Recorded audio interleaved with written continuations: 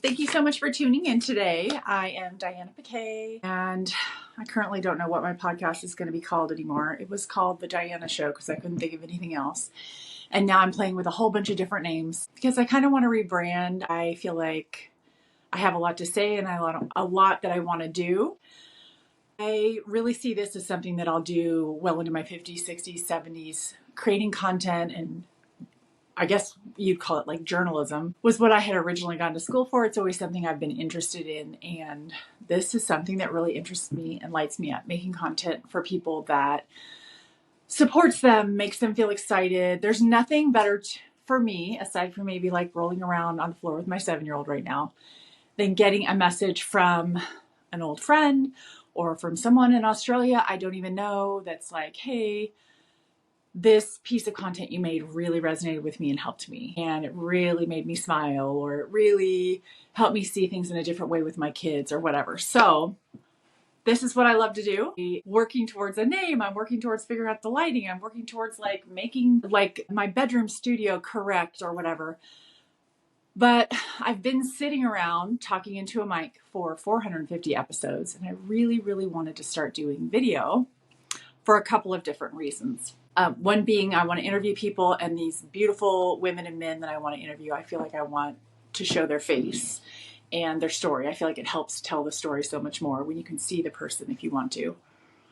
And the other reason is that I want to take things to the next level. And I feel like it would help with my listeners / viewership if I added a YouTube channel. So it's been in the works for a long time. I'm working it out, so bear with me. But today, all that being said, today I'm going to talk to you about a course I took with Corinne Crabtree. She is a weight loss guru. Her company is called No BS Weight Loss. And I started back with her in COVID. I have, since the top of my pregnancy with Lincoln, lost 85 pounds now and have been able to keep it off fairly easily. I'm not going to say it was an overnight thing. It's been over several years that this weight has gradually come off, and I have layered up and leveled up and layered up and leveled up. And I feel like I'm healthier than ever. And I feel like next year I'll be even able to say I'm healthier than I was last year because I have these things in place that are supporting me through it. She teaches online. She has a membership. She's got all the things. One of the things I did was I took a mini course that she had, and it was like an end of the year thing. And so a neighbor friend of mine who listens to her, we took it together and we did it together. And it's called Doable Foundations. So meaning something you can do that is a foundation for the person that you want to be. I want to be lighter. I wanted to be lighter. I wanted to be much lighter. 85 pounds is a lot of weight to lose. The reason I knew what my why was because, gosh, now I'm 52 years old, but I've been doing hair for 25 years on my feet, and my hips, back, everything would ache when I was carrying extra weight. And so to be able to maintain that was important to me, to be able to be an example of my children, who was someone who was active and healthy and who could get up off the floor and who could ride a bike and who could roller skate and do all the things that I wanted to do. It was important to me. So this Doable Foundation, this was actually fabulous for me because it was a lot of stuff that is so simple, but it was these simple things to give up or to commit to that didn't even make a difference as far as like making me feel deprived, but hugely made a difference as far as helping me move the needle, helping me maintain my weight, and helping me achieve the goal that I had for myself. So number one I wrote down was stop eating kids' leftover food. So I noticed this with all my kids. As I always breastfed for a while. So the longest one I breastfed was Lincoln, who was like almost 3 years. And my husband was like, that's enough. I would lose weight because she was taking nutrients from me, right? As the child got old enough to eat solid foods, they would eat off my plate. So then my food is also being diminished. As the child got to the age at 3 or 4 where I'm putting food on their plate, not the mushy stuff that I wouldn't want to eat, but like chicken tenders, tater tots, apple wedges, whatever the kid didn't eat, because a little kid is like, ooh, belly full, not going to eat anymore. Mom would eat it. I would like scarf it down while I'm cleaning off the high chair tray, right? I didn't even really notice I was doing that. And, or like she'd be eating a little ice cream cone. I would like clean it up for her. Those were all extra unwanted calories throughout the day that were not doing me any good.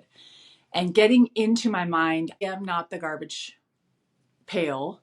I am not the garbage disposal. My body needs a certain amount of fuel, and then that's that. And her food is not my food. So that took a while to be like, oh, nope, I'm not the garbage pail. Stop eating in front of the TV.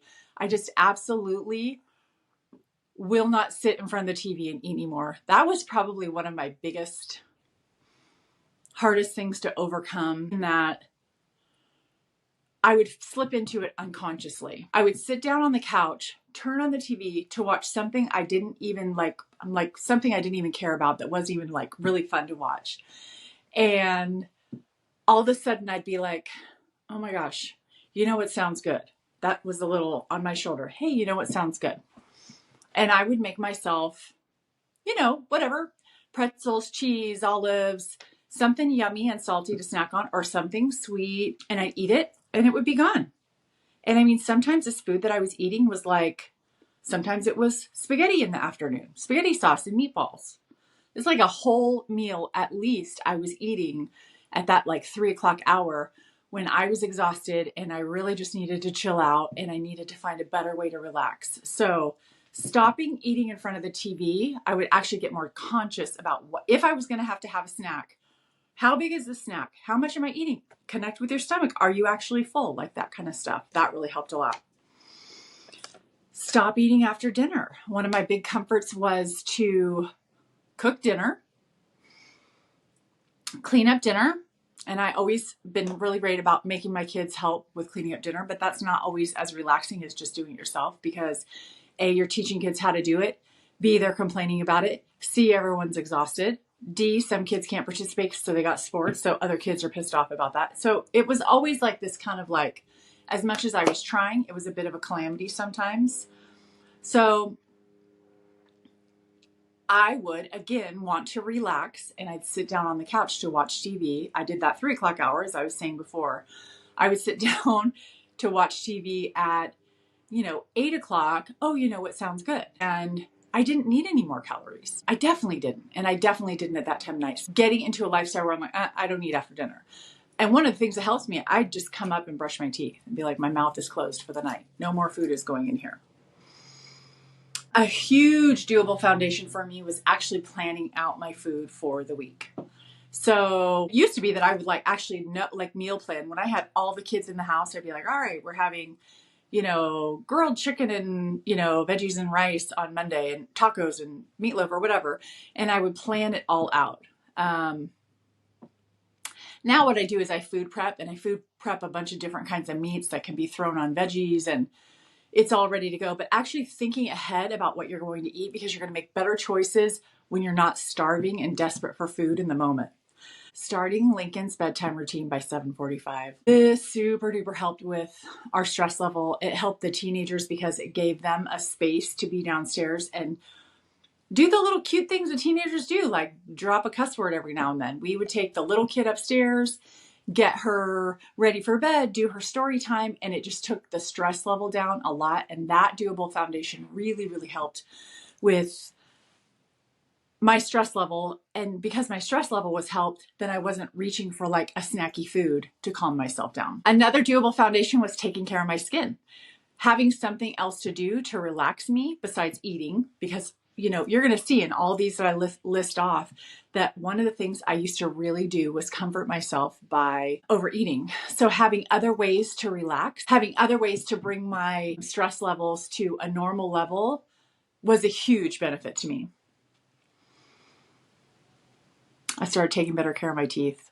I know that probably sounds silly to you, but actually flossing, brushing, doing a water pick every morning and every night, it was just this way of kind of like investing myself along the same lines of the skincare, where I was like, okay, I matter, this matters. And it was something else to do that was positive, that wasn't overeating. Love this one. I love that she reminded me to do this one. State 5 things that you love about yourself every day. That was really, really helpful. to be able to like look at my life and say the things that I thought were going right, even though I had work to do, even though there were things I wanted to do, though I had this huge weight to lose, there were things that I could look at and focus on that were going right. And by focusing on what was going right, I was attracting more right stuff to myself. She encouraged us to recognize all the progress from the following year. So this process was done like a New Year's like reboot kind of a thing. And she said, look back at what you've accomplished in the last year. And there was a lot of stuff that I accomplished, right? We always have stuff that we're accomplishing, whether you're finishing like some sort of an educational program in school, whether you're getting a kid to graduate from high school, whether you're, finally getting out of that relationship that you shouldn't be in. We do these things every year that are amazing. And by looking back and really recognizing, patting yourselves on the back for all the amazing things we do, it really set the stage for like appreciating and feeling like that dopamine hit about like, yeah, I'm a badass. I like actually did that thing. And then the last thing that we talked a lot about was letting the future version of yourself talk to you. Like, who do I want to be in 5 years? I want to be, I'll give you examples for myself. I want to be healthier. So that means I'm still working on this fitness and health journey. I want to be mentally healthier and stronger. And so that's going to take work. I want to be better at tech. I want to be making a living off of content creation, off of launching courses. I want to have a great circle of friends. I want to have a really strong, close relationship with my children. My gosh, if I'm like super duper dreaming, I would love to own real estate like VRBOs and other really cool places that I could go visit and then I could also make passive income off of. There's all sorts of dreams of the future, but connecting to what she's like, what she looks like, what she feels like, what her days are like, daydreaming, just like even a couple minutes of the day, if you can remember to think of that first future version of you and what a badass she's going to be, it makes you kind of channel into that and act more like that now, which of course is going to make even better stuff gravitate towards you now. It's going to make you act like that now. Act like a person that is that real estate mogul that owns a few places in other places. That's kind of cool. It's cool to dream like that. It's fun to dream like that. And it really kind of shifts your perspective from like, oh, it's day to day. I don't like my job.